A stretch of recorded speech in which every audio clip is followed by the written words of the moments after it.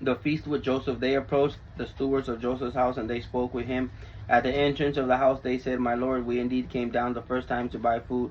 When we came to the Lord's place, we opened our sacks and realized every man's money was in the mouth of his sack.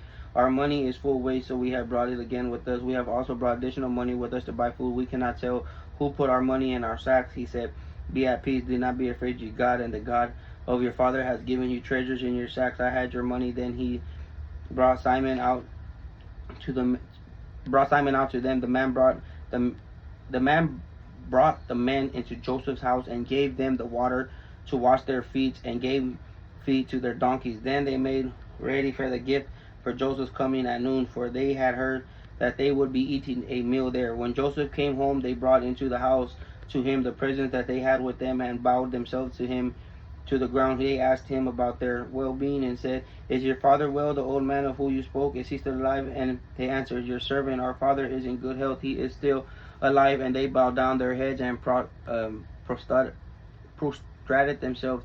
He lifted up his eyes and saw his brother Benjamin, his mother's son, and said, "Is this your youngest brother to whom you have spoke to me?" And he said, "God be gracious to you, my son." Joseph hurried out, for he was deeply moved over his brothers and sought a place to weep. So he entered into his chamber and wept there. Then he washed his face and came out, controlling himself, and he served the food. They served him by himself, and then by themselves, and the Egyptians who ate with him by themselves, because the Egyptians could not eat a meal with the Hebrews, for it is an abomination for the Egyptians. They set before him at the firstborn according to his birthright, and the youngest according to his youth. And the men looked at one another in astonishment, and they gave them portions for his own table. But Benjamin's serving was 5 times more than any of theirs, so they drank and feasted with him.